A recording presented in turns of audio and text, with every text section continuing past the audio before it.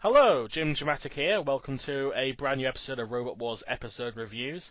It is semi-final 2 / grand final of Series 2. The end is almost near. We're almost getting out of this series. Just got the Grudge Match special after this, and then, yeah, we're done with Series 2 and we actually get onto the good series. Thank God. Yes, thank God we can get into a good series. The start of the birth of the proper series, in my opinion, is Series 3. Don't get me wrong, Series 2, it's unique, but... I won't say it's that unique, because Series 1 is very similar because the format. No, that's true. But, yeah, so we'll just get straight into the robots briefly, because obviously you can watch the episodes they debuted in if you really want to, blah, blah, blah. Yeah. We'll start with robots. Also, I'm here, by the way. Oh, sorry, I feel bad. I just read because you were talking, so I thought I'd already introduced you somehow. No, but yeah, sorry, yeah, so you know him, the man, the myth, the guy, Sam Elliott 64. Hi, sorry. I'm so sorry. I feel so bad. No, it's fine. No. See how it feels to be forgotten now. Oh, sorry. Look, you're in Heat. You're going to be in Heat 4. Spoilers for anyone who hasn't. James is going to be in Heat 4. Worm is love. Worm is life. That's the first thing I'm saying in your podcast. I'm sorry. It's going to happen. It's going to happen. It's going to happen. We'll get to that when Heat 4 happens. Yeah, a couple of weeks time. Yep. For now, let's start talking about the robots briefly. Roadblock, of course, is the reigning champion at this current time. Absolutely. Not for much longer, by the events of these two heats, but they at least get past the semi-finals, which is nice to see. And also, yeah. Roadblock team, one of the few robots that have actually never failed to make a semi-final. Yeah, in 3 attempts as well. There's only a few that have had more than 2 series and have made every single and made the semi-final. I mean, not even Chaos 2 has done that. No, Chaos 2 didn't. I mean, Razor didn't. Hypnodisc did. Yeah, Firestorm did. Firestorm did. But other than that, I don't think there's more than 3 at least. There's not many, but there's definitely a select bunch. But it's Dominator 2 as well. Oh yeah, Dominator 2, yeah, another one. Maybe a Wild Thing as well, and Thing, all those kind of robots. Wild Thing, yeah. But yeah. No, I'd say that, yeah. And actually on Spawn and all those robots, Spawn and Scutter and all those robots. But no, I didn't, because they were Series 7. Oh, you weren't. I mean, in all the series they appeared in. Or Right. not making. Yeah, that's what it usually means, because obviously Roblox was in Series 4.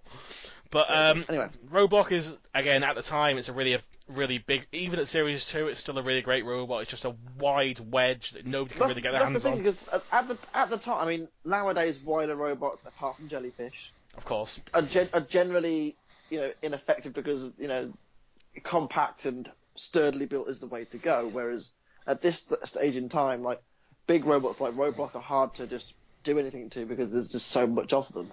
It's true, and this robot is sort of one of the classic robots there is, because it's just it's so iconic with the older series. Like, it's hard to, like, as much as I like Beast of Bodmin, nothing will beat Roadblock, because it's Roadblock. It's almost like Nemesis and Dietor, you know what I mean? Just these robots, you see them and you go, that's Robot Wars. I know what series that's from. You can't go, what's that from? And You're right. Yeah, Cassius, probably one of the most probably had one of the easiest routes into the semi-finals, admittedly, because they did. In fairness to Cassius, though, it's probably the best robot in the series. It's probably up there. Yeah, it's up there. So I'd say that you'd say it was an easy run, but realistically, it's more a case of they are the standout machine in the series. Sort of like how Chaos 2 in Series 3 and 4 was like, maybe not so much in Series 4, but in Series 3 it was so. The golfing class between that and the rest of the field was so vast that it just seemed effortless for it to win. It's true. Right. And actually, I was discussing this with Anson, because obviously we were discussing substitute like robots in the Grudge Match special that's to be uploaded yet, and Cassius was supposed to be in Heat A. They got replaced by Pandemonium because of a electrical fault. They got pushed back a bit, so they would have had an even easier run. Imagine they would have had Napalm. Oh my god! Imagine Cassius in Heat A. That would have been like a massacre. I mean, Napalm would have had problems. many problems. Even Demolition Demon would never have been reliable enough to beat that thing because they had a decent amount of ground clearance on them. So yeah, Cassius still at the time is a great robot. Later on we'll find out has a very, very innovative, unique thing that it pioneers. It pioneers a certain. Now robots days feel like they have to be at least invertible or have a self-righter to do it. So it's something. We have good old King Buxton. Ah, My man indeed. Simon, my man Cy Harrison. Yeah, this is and this moment in time as well, like the King Buxton was like, it was pretty, high tech. I mean, obviously they still push the boundaries these days with various, applications that they have with King B, but King Buxton at this stage in time was pretty advanced. Like there was nothing much like it. It had decent speed, decent control when there wasn't interference and radio stuff. The effective was the effective was weaponry. The weaponry was effective, even if I could use my words. For my money, this is the when King Buxton probably could have won this series. Yes, but it's a weird thing to say, but they obviously they broke down against Roadblock, but as per usual, they were on top. They were on top against Roadblock. They were doing well, actually. That's the thing about they had a lot of pushing power, able to push Roadblock a little bit, but the King Buxton curse of overheating ended up happening. It's something that that never went away, did it? It never went away. Even when they thought they had it under control, the robots just started breaking down and getting out of control and spinning around randomly, and it's just. He never has the luck, Simon, does he? He doesn't. He really doesn't. I mean, this is the only series like Plunderbird and Behemoth they actually get past, and Mortis to get past the heat. So yeah, so that's something. I think King Buxton in this state was probably its most effective for the time. It was like relative to the rest of the competition. This was probably the series where you think, King Buxton was the most effective. I mean, obviously it got better. Clearly, it's a much improved machine now than what it ever has been, but. Yeah, I agree. The competition has stepped up so much, whereas at this stage in time, King B was at the forefront of everything, really. I agree. And as we discussed before, the last 3 heats tended to have less interesting robots or less really good robots. And GBH is a good example of this. Now, GBH isn't it's still fairly decent. No. I'm not saying it's a bad robot, but here's my thing. It's compared to something like Cassius, King Buxton, and Roadblock, it feels a bit inferior off the bat. They have a lot more to prove than something like Roadblock or Cassius. Possibly, but even still, it was. I'd say it was one of the better machines in this semi-final. I mean, I still think it was probably one of the top 4. Yeah, I mean, it actually managed to flip 2 robots over, which is. I mean, Cassius didn't even do that against Wizard, so I think had it been a straight knockout, for example, I think GBH could have probably beaten Hardvark and Plunderbird. Maybe not Plunderbird because it was quite low, but. Hardvark, I could see it certainly beating. And a lot of robots could beat Hardvark in fairness in this heat, even in the last semi-final. But that's the disadvantage of being in a really easy heat. I will say that they were in. We'll get to it when we get to it. But the GBH team were very unlucky in the trial. They really were.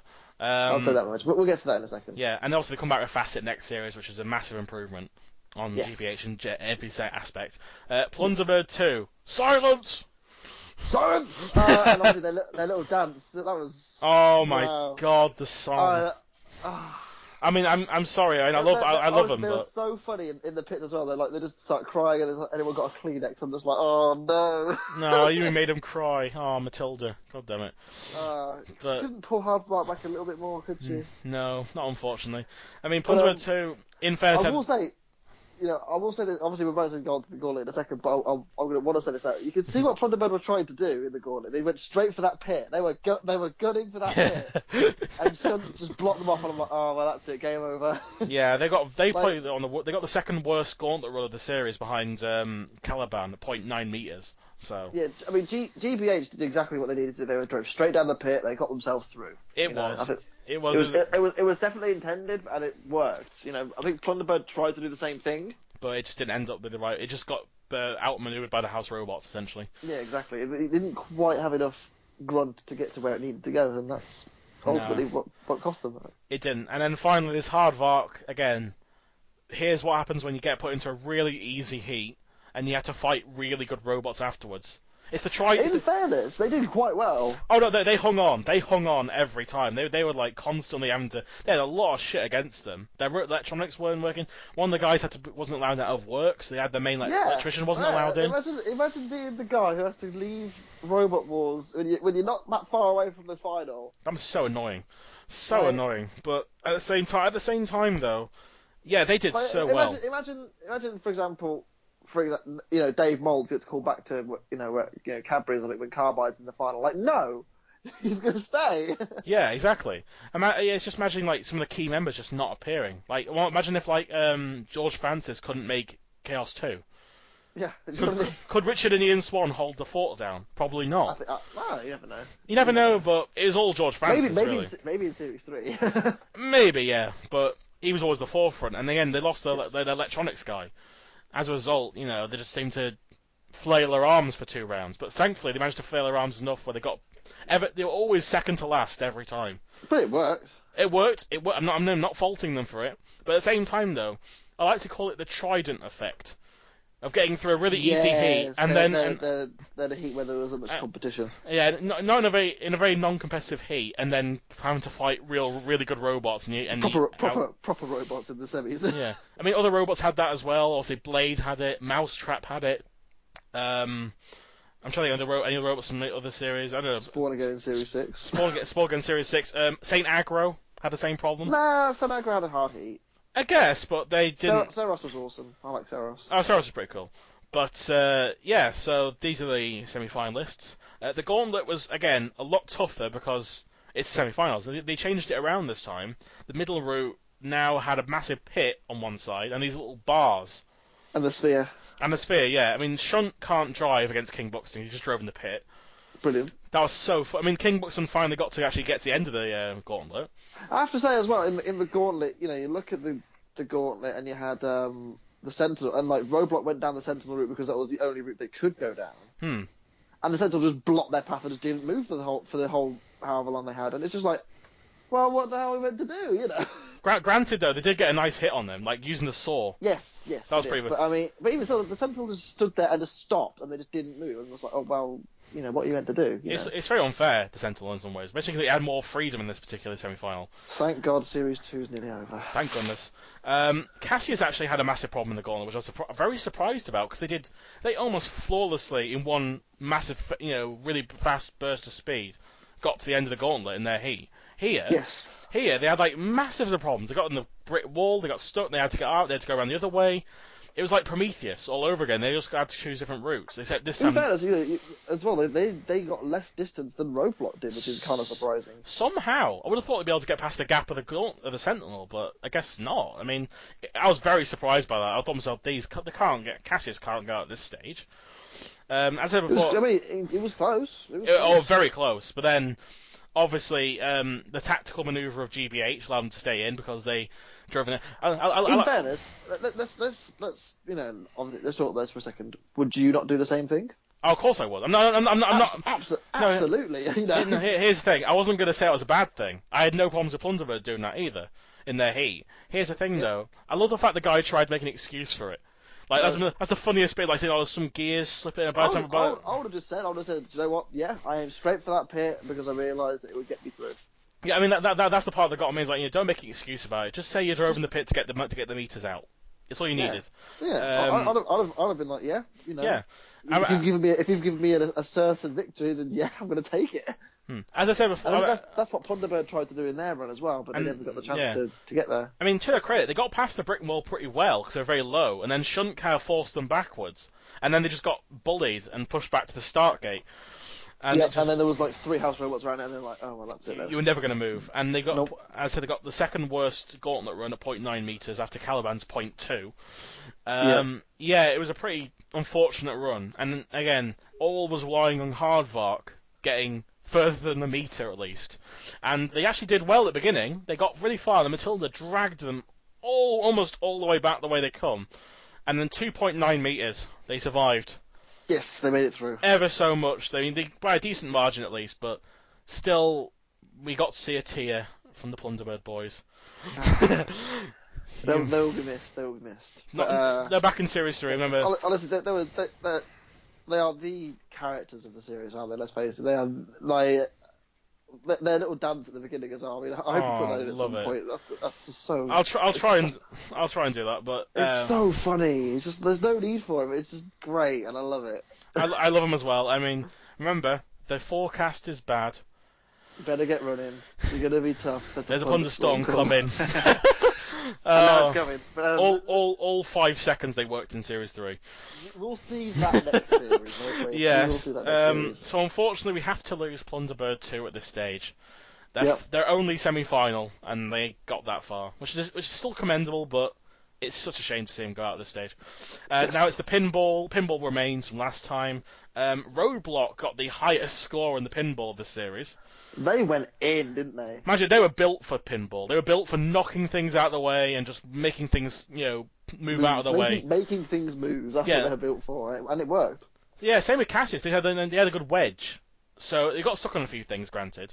But then, I think Cassius's run is sort of, irrelevant compared to what they did. They made history. They did the first self-righting mechanism. The first attempt. The first Shreemec. The first Shreemec, or Shrimec, as some people keep calling it for some reason, but it's Shreemec. I'm sorry, it's Shreemec. Yeah. They did a little bunny hop, self-righted on the little end of the ramp, and that was the first time we ever saw a robot that wasn't invertible, something like Tracy maybe. But even then, we haven't seen many robots actually get flipped over that were invertible. And still work, yeah. But yeah, and there you go. It was a monumental first self-right, and it was pretty cool. I mean, and I think at that point, no one had really, obviously no one had said that at that point. Everyone was like, oh my god, you can actually build a robot that can flip itself back through the way. It's amazing, and it was just the amount of power it had as well. It lifted itself like really high into the air, and it bounced, and it properly hit the floor, and it was good. It was nice to see. And even then, they got a decent amount on the points, so they came second, I think, in the pinball after Roadblock. So, yep. King Buxton had a very solid run, I'd say. It wasn't like the most interesting run, but they got enough points that they needed, like 100 and something. Yeah, they couldn't quite get to the targets, could they? But they picked up points elsewhere. And that's what GBH got lifted up, bullied. By right off the bat. Sir Kilot was against them for some reason, and they just lifted them up, put them in the pit, and they got like 60 points, something like that, really low number, lower than Napalm score. In fairness, GBH, I don't think would have gone through anyway because they were the slowest. Slow. And they're about the same speed as Roadblock, but they didn't have the same presence that Roadblock has. You know what I mean? Like Roadblock's quite big and chunky, whereas GBH is very narrow. Yeah, Roadblock could survive based off its design. GBH couldn't, unfortunately. Yeah, exactly. Yeah, it's just too small, GBH. And Hardvark, again by the skin of their teeth, getting through this round. I feel bad for Hardvark because it's quite a quick machine. It's quite nippy around the arena floor, and they just were unlucky, really. Very unlucky, but luckily they weren't unlucky enough to lose. They went through. Yeah, they went through. They came fourth, and then obviously GBH sadly got pitted. We never got to see GBH again, which is a bit of a shame. But the battles, Roadblock versus King Buxton was probably one of the better battles of the series, in my opinion. Yes, I think King Buxton was on top for a lot of the fight, which is quite surprising when you think about it. It's very small compared to the giant that is Roadblock. It has a lot of power, though. It was pushing Roadblock at some points. Yes, it does push it into the DPZ a couple of times, and then it caught fire. It set on fire, and then Roadblock just kind of chewed at it with the saw, which is the only time since Nemesis they actually used the saw effectively. Yep. And they just got chewed up by Roadblock, and then that was the end of King Buxton, unfortunately. Which is a shame, but again, I think the right robot won. It's like Anderson's principle though, reliability. You've got to be reliable, and obviously Roadblock has never really had problems. I mean, both times it's competed, it's never broken down Roadblock, so it just naturally is, more reliable than King Buxton, and King Buxton has proven over the years that its reliability is its biggest issue. Yes, it's very advanced for what it is, but it's still, it has the issue of reliability. It's like Fluffy in some ways. Has potential, but keeps missing it every time by breaking it down randomly. Yes. And then the other fight was Cassius versus Hardvark, and I will say, Hardvark lasted a lot longer considering they could only go backwards this entire fight. In fairness, Cassius did flip them over straight away and could have just left them. But by the way, how on earth did they flip them like that and then they end up on their side? How did that happen? I don't know, but I think it would have happened to Loco if they weren't round, in fairness. Yes. But at the same time, though, Cassius, Rex Garrett being such a sport as he is, he self-righted them again, gave him another chance. And got to see him self-right. I think it was this battle, wasn't it? The self-right. Was it the Panic Attack fight? They self-righted. No, they self-righted against Roadblock. Yeah, they did. Yeah, Roadblock. That was it. But the thing is, though, Cassius's chain fell out like it always does. Yep. And then it had one wheel. Yeah, but here's the thing, though. This is I think where there was a slight misjustice, in my opinion. Not because Cassius broke its chain, because they actually were still able to move. Yep. The big injustice was that Cassius was further into the PPZ than Hardvark, yet Hardvark got picked on. Yeah. I think that was a bit unfair. I mean, so Killer just picked the first thing. It was nearest to it, and Hardvark unfortunately happened to be nearer somehow. And they just got roasted. They got completely roasted on the flame pit. The tinfoil was there and everything, like Cranky was. Cranky had the tinfoil ready. Hardvark had the tinfoil ready. And they got cooked alive. And in fact, they're ready for it. I mean, in fact, again, as you said, they could only move backwards. They were kind of limited to what they could actually do. And I think if Cassius had lost there, that would have been like the biggest Robot Wars upset ever. I think, let's face it. But yeah, Cassius was the superior robot, and it won. And there's not much more to say to that, really, is there? Although the team did take it quite well, though. They weren't too upset about it, which I like that team. I always like that team. Yeah. I wish the woman had come back for the third series, because I quite liked. She was always really enthusiastic, especially in the sumo in their heat. That was brilliant. Oh yeah. Exactly. But I think ultimately, I think Hardvark had quite a cool redesign in Series 3. It did have a cool read, and I'm happy that they did return. Less said about their performance, the better, really. But yes, we'll get to that one relatively recently. Yes, but I think had Cassius gone out, I think it would have been pretty bad. So I think all things considered, the right 4 robots made the grand final. Yes, because I will agree. Because you had Roblox the champions, I think that's fairly standard, and expect them to be there. Cassius, the best robot in the series. Okay, fair enough. Killatron probably caused the most damage in the series. Arguably, yes. Apart from maybe Razor. Yeah, I think Razor probably caused more damage. But maybe just a bit of plastic they broke on Behemoth, but... and I think, considering Killatron just went straight through... I mean, I said it went straight through Behemoth, it went straight through Aurak as well. Yeah. And then obviously Panic Attack just really well driven. And just this really fast, compact robot was able to do really well no matter what, so... Yep. Admittedly, obviously, they got a slightly easy run because of Mortis's giving up on the Mortis scandal, but even then, I think they would have beaten them, in my opinion. I still think they would have beaten them. I think it would have been close, but yes, I think you're right. And now the grand final, the reason why I've not done this as separate episodes, because there's not much to talk about in the grand final. There's a lot of filler in the grand final. There's a lot of filler. There always... Actually, same with the Series 3 one. So much filler. I mean, all there is the 3 battles and the soccer final. That's it. And the road to... Oh my goodness. Yeah, that's just a repeat of everything else I've just seen. Just watch the opening credits if you want to see that. Yeah. But there's awards obviously. You get standard ones like your best design, which won to Millie Anbug, which I think was very commendable. Very well. I mean, that's right. Millie Anbug is very unique. There's definitely nothing like it, and there's been nothing like it since. Nobody's ever gone for that design again. Which is quite interesting. For good reason, it wasn't very effective, but I mean, hey, you know what? It's pretty cool. Yeah, obviously the Sportsmanship Awards. Really, it's only either Plunderbird or Nemesis who tend to win these ones in the early series, because they were always the most prominent sportsmanship guys. I went to Plunderbird, didn't it, this time? Yeah, they won it this time. I think Nemesis, Diotor wins it next series, I think. Yep. I think, but, and also there's, I think, didn't Razor win Best Design? Best Design, yeah. Design. And Engineer went Millie Anbug was the original entry, wasn't it? Original entry. And the Mule won the most Best Engineer, which it deserved. Yes. It deserved that. Yeah. So, yeah, we'll go to that. And now the grand final. First, we'll start with the most disappointing battle, which was Killatron versus Panic Attack. Killatron Safety Link fell out, a bit like a la Dreadnought. And they did the same thing. Which is a shame, because I think that could have been a pretty cool fight. I think Killatron would have still lossed. I still think so. But I think it would have been a cool fight to see, I think, because Killatron's action was very good, and Panic Attack could sustain damage, I think, I think the deciding factor would have been Panic Attack's height and its speed. Yes. Because Killatron is very... Panic Attack would have just driven straight underneath Killatron. Yeah, and Killatron is not the most... It's a very cumbersome robot in many ways. It's not stable, is it? Really? No, it wobbles a lot, and it's got a lot of ground clearance in those front wheels, so it's easily get underneath it and push it into the pit or house robot. I think it would have been... Because Panic Attack never was so reliable, I don't think it would have broken down. So I think it probably would have beaten it eventually, but at the same time, though, it's a shame they didn't get a proper fight out of it, because of unfortunate circumstances that happened. But... in this fight, we did get to see Panic Attack taking on the house robots and pushing Sergeant Bash into the pit. That was fun. I mean, that was fun.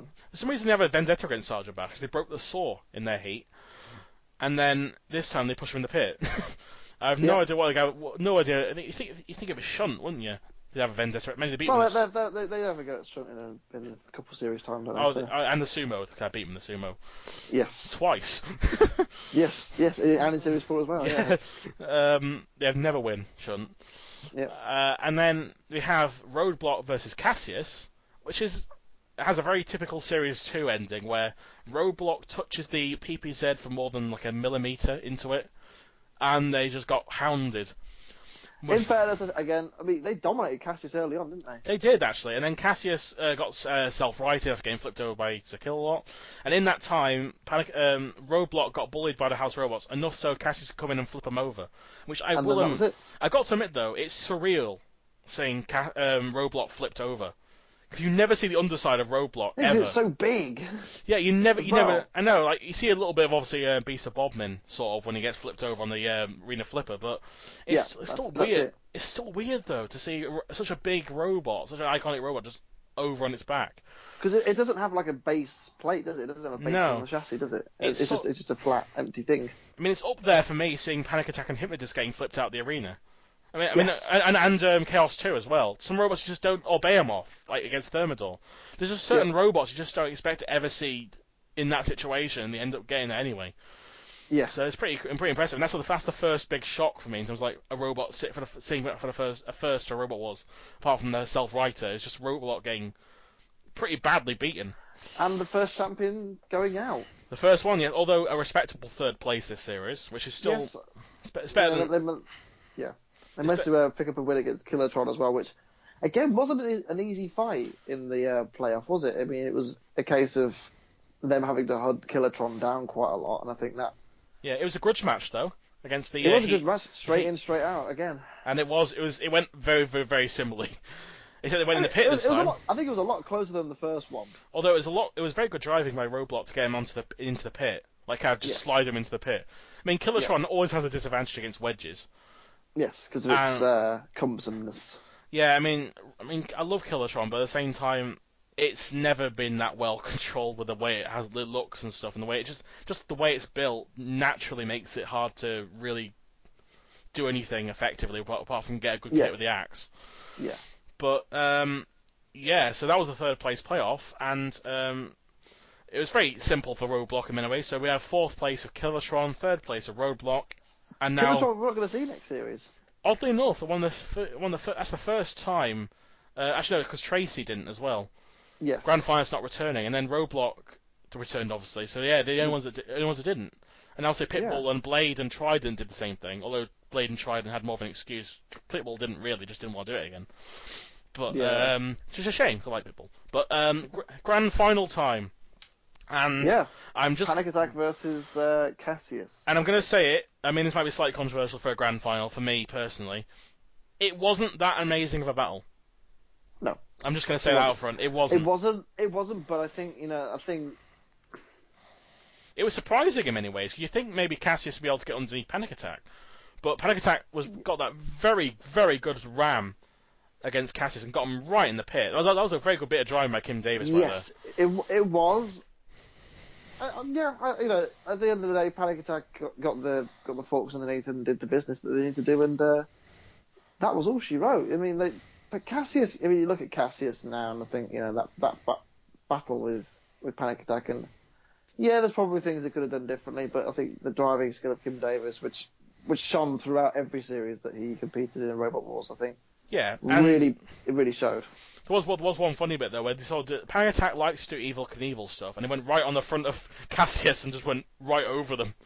Yeah, that was great. Yeah, they like to do some jumps, don't they? Do the Panic Attack too, but I think it was a well-driven fight, and I think while it wasn't the most exciting battle in the world, they deservedly won.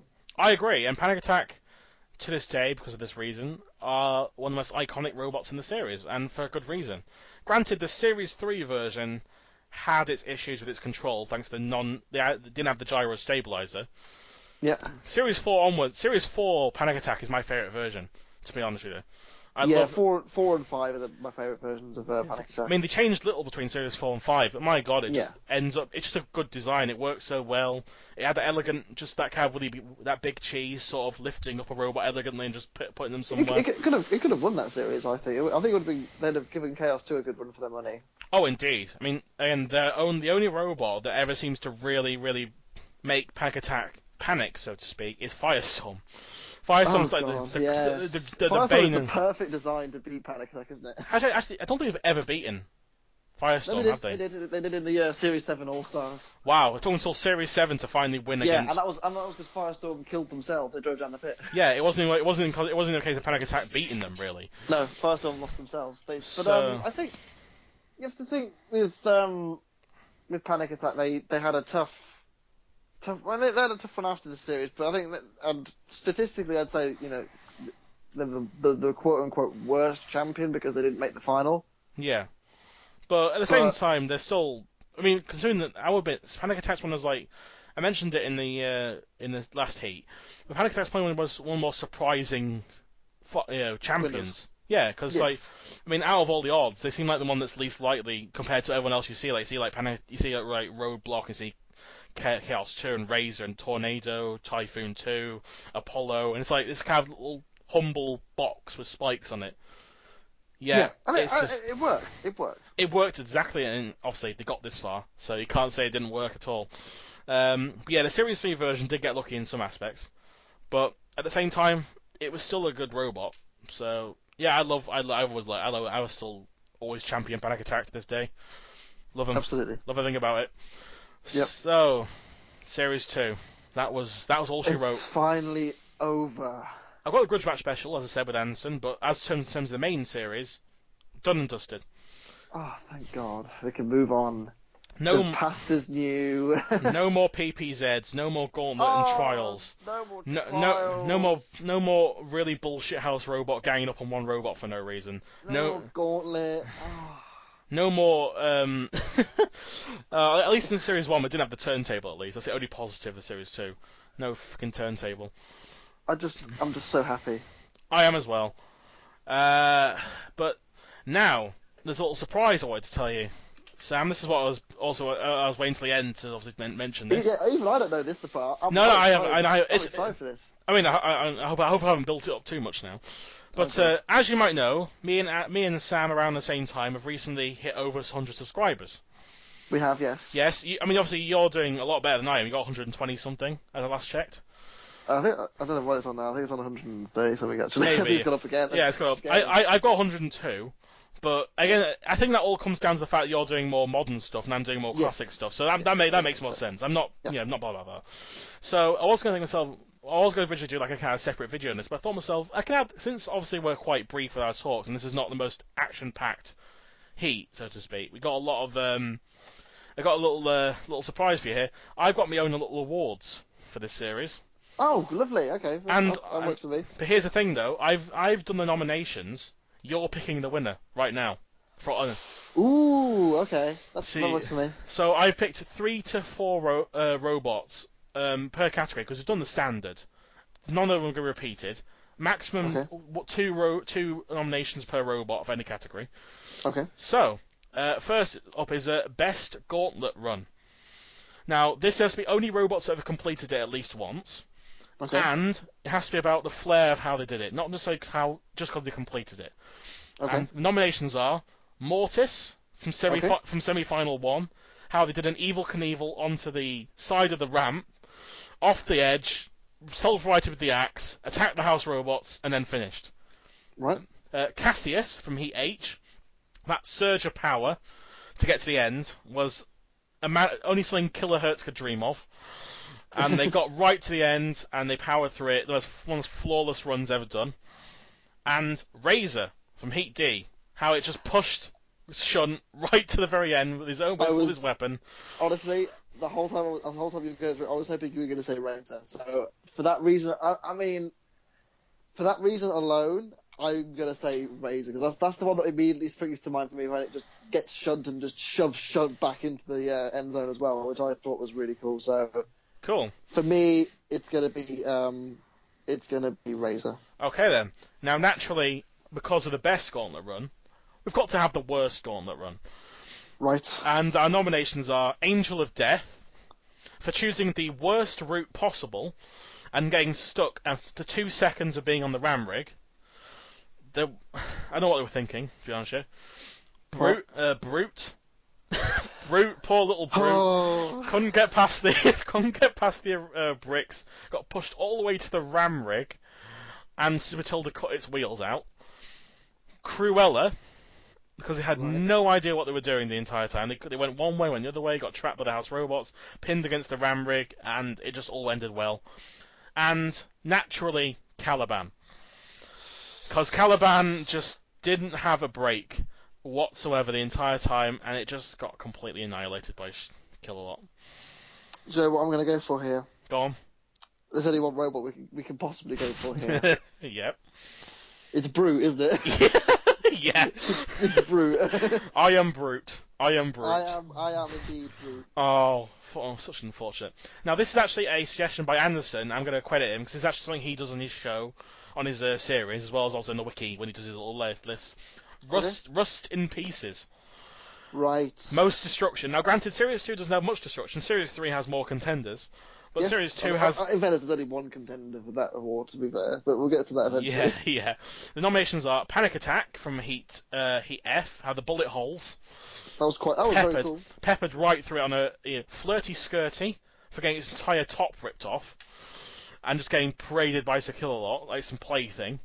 And Forklift for just getting burnt up, ballast bricks falling out, top ripped off, and just mauled, essentially. I'd nominate Dreadnought as well for that, but... Oh yeah, Dreadnought was actually... Dreadnought's a decent option. Honourable mention. Honourable mention, yes. I'm going to go for... I like the bullet holes on Panic Attack. Panic Attack. Really cool. Finesse. I think that's really cool. It's more classy than just ripping everything apart. Yep. Yeah, absolutely. Best highlight of the series. Now this is going to be a little interesting. Nominations are Chaos, pulling Dead Metal into the pit in the tug of war. That was a very surprising. Such a power in a tiny little robot able to do all that. Okay. All Talk for beating Matilda in the joust, the only robot to get past the circle. Right. Plunderbird 2 for knocking out both house robots in the King of the Castle. That was pretty good. And Spin Doctor for sending Matilda to the dentist by knocking one of her tusks off. I'm going to go for Plunderbird 2. Plunderbird 2 because it beat 2 house robots. Let's face it did, yes, you know. it did. That's a wise choice indeed. Worst moment. There's too many to count really. I've got 3. Series 2 happening. Yeah, that is there. Series 2 existing still. I've only chosen 3, but they're kind of I can't pick general things. I can't pick one particular thing. So I can't pick things like house robots. That's general. Right. The sumo in Heat L. Dead Metal being in the sumo. Just stupid. Yep. Demolition Demon versus Napalm judge's decision. Right. Well, nobody will know. Some people will never get over that one, I swear. And and the ramp shenanigans in Panic Attack's Heat, because why be fair when you can just move the ramp and not let anyone get across? True.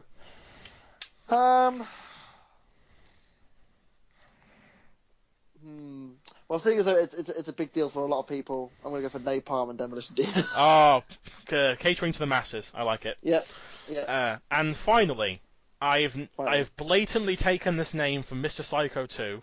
I apologise, but it's just such a great name. The Piece de Shit Award. The Piece de Shit Award. I'm sorry, it's too good of a name to take. Yep. Robots that just. Oh, where to begin with them? Yes. Nominations are Angel of Death again. Can I guess the other ones by any chance? There's 5 nominations for this one. There's a lot. 5 nominations. So I'm guessing one's Brute. Yes. Okay, Brute. One's Rocks. Yes. One's Pièce de Resistance. Yes. Angel of Death. I said Angel of Death. As you said. Who's the other one? The 5th one. Can you get the 5th one though? That's the golden one. Oh. I'll give you. No, it did get past the first round though. That is a clue. Okay, all right, fair enough. It did get past the first round. Yes, it did. All the other it's Tender Caress. Oh right, Tendercrest. Because Tendercrest just didn't know what. Thing. And I'll briefly say, obviously, for PS Resistance, it's the Anderson described it. It's the room of robots. I love it. And then Rocks because it's a big box with high ground clearance and a forklift that goes like 1 mile an hour. It doesn't touch the ground. Seeing that, as we mentioned, Mr. Psycho, he went for PS to Resistance, didn't he? He did, yes. I'm gonna go for a different flavour. Go on then. I'm not gonna say Rocks because Rocks, but unlucky, they did quite well in the gauntlet. They made it quite far. They just went out. Fair enough. I'm gonna stick the knife in just a little bit more on Brute. Oh, you're you're brutal. You're brutal. No, because the thing is, PS Resistance made it out the gauntlet, so you can't. But I'm basing it on performance as well as the robot itself. Right. Okay. In that case, then, because as well the names sound. I'm not gonna lie here, ladies and gentlemen, boys and girls who watch this. The name sounds a bit rapey. I'm not gonna lie. I'm gonna go for Tender Caress. Hey! Oh, God, round robots don't work unless you're a spinner. That's my rule. Yes. I'm sorry, it does not work. Yeah, so those were the that's a surprise. The Series 2 Jimjamatic Awards I've been doing. Oh boy, that was something. I thought you'd like that. I thought you'd get. I did enjoy that. I enjoyed that very much. I'm definitely going to do that for Series 3, but I'll let Anson choose them this time. I think to balance out. Sounds good. Sounds good. But yes, that marks the end of Series 2. Thank God. Once again, it's worth saying. And the best thing about this is that we get to go into Series 3, the Barnyard series, I like to call it. Because Series 3 loves its animal-based robots. I mean, in the next heat alone, we have Red Dragon. I mean, Razor Blade looks like an animal. I don't know what kind of animal it is, but it looks like one. We've got Robo Cow, Robo Pig, Bulldog Breed, God. Ratus,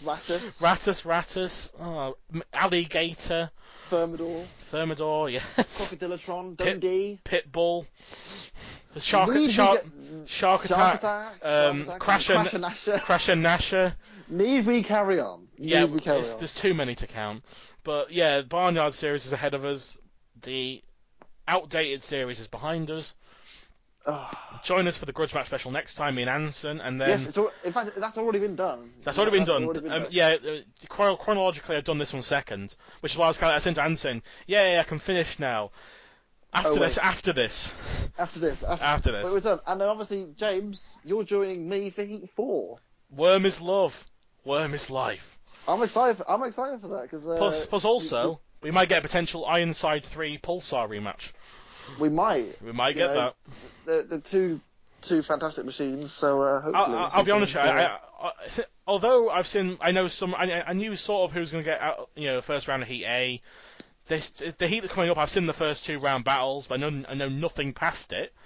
Heat 3 is the one I'm most looking forward to because I know nothing about Heat 3 whatsoever. Heat 4, I know some robots to get through, but I don't know all of them or what happens next or who wins the Heat. And Heat 5, I've seen the round robin battles, so I know who's in those. But so Heat 3, I think it's definitely Heat 2 to 4 all have something unknown about them. I'm really looking forward to. And obviously, I don't know the final 2 for Heat 5, nor do I know how the first 2 rounds went. So I don't know how they got through. It's gonna be exciting. I'm looking forward to having you on. It's gonna be pretty fun. I'm looking forward to it. And I'll give you a high five. High five, because you get it, because that's the person you've got on the thing. Spoilers. I was thinking that's not that big of a spoiler. No. Spoiler alert, we're going to have Sarah on, everyone, from our high five. And I don't know whether it's the grand final or Heat 5, you have a special guest on for that. Oh, we've got a few special guests. We'll see more as we upload them. I'm looking forward to your Heat 5 one, I'll say that. Yes, definitely. Yes, anyway, that was Series 2. Series 3 is going to start.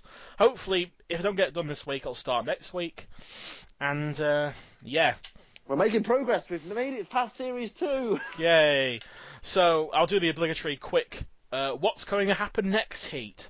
Who have we got? We've got Mace 2. The bulkier... It's Mace, but with the number 2 on it. And a better lifter. That's all it is. We have Stinger. Woo! Stinger. I love Stinger. Although I love Stinger. I love so Stinger. much. One thing I'll object to though, they didn't deserve a seed. They only didn't deserve a seed for Series 4. Oh no, not in a heartbeat. Not in no way. They didn't even earn it in the slightest. But they somehow got a seed, higher than Suicidal Tendencies, who were a Heat winner, a Heat semi-finalist. Speaking of which, Suicidal Tendencies, the little drum that does nothing, the tracks that broke one time, and it's better in Series 4. Yeah. Plain and simple. Wheelie Wacko, the beer barrel, we're just this trying to be a thwack bot, but just stays upright but doesn't do anything. The first one, along with Stinger. Yep. Brimher, one of Anderson's least favourite Series 3 robots. I don't even know why. To me, it's just really forgettable.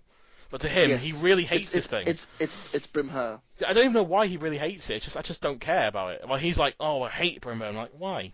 It's the least interesting robot to hate. Red Dragon. Red Dragon was a thing.